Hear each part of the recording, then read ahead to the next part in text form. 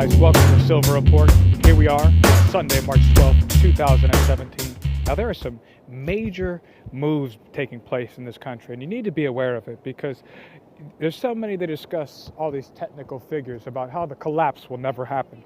And we just know that Loretta Lynch was in the news giving instructions that there must be blood in the street. I remember when these protests and these violent Trump protests were taking place around the country, and they asked Obama what he thought about this, that he should set forth his voice to try to calm the tensions. And his response was that the people should fight and never give up their voice.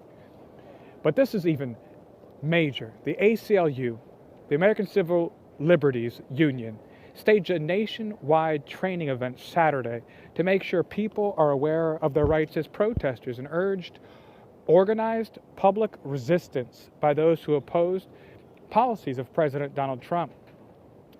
Now, a month ago, Kellyanne Conway pointed out the media's role in emboldening violent protesters in the case at Berkeley. Now, what we have seen also, that this is the first presidential election where they have been organizing these groups, and they're the same groups that they were organizing prior to this election. They were combining them and enlivening passions among them, and now it's only once they're organized to direct them. And this is the first presidential election that we've seen where there's been organized groups that have amassed themselves in opposition to one candidate who have a form of resistance, where we have these major stars in the media coming out. And these people were angry. They were instructed by their media stars that now was a time for resistance. And now we have the ACLU coming out and discussing how they need to train these people on how to resist. Train them and convince them to organize. And we all know the definition of protesting has changed dramatically in this country.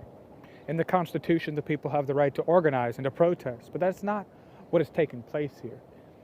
The elite, the global powers. I mean, we saw Bill Clinton come out the other day, and he was discussing how that these actions, this nationalization is so bad. Give it to the man who signed NAFTA, who signed away American prosperity forever.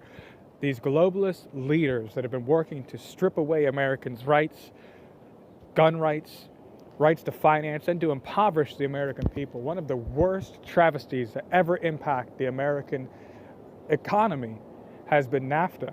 Signing over free trade to these countries, and now all of a sudden all of these major multi-million-dollar corporations move overseas, use slave labor, and then come and sell their goods back while they extract the money from the citizens in this country. Cheap goods, it's not a good trade. We used to work in this country.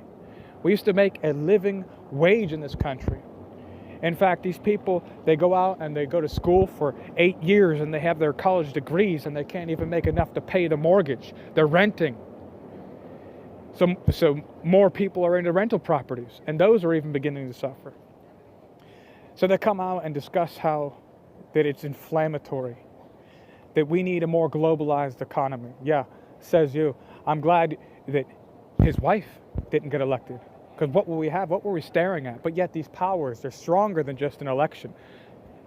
Because we still have calls, the ACLU coming out and trying to organize groups. And what they call protests, it's no longer protests, they're violence.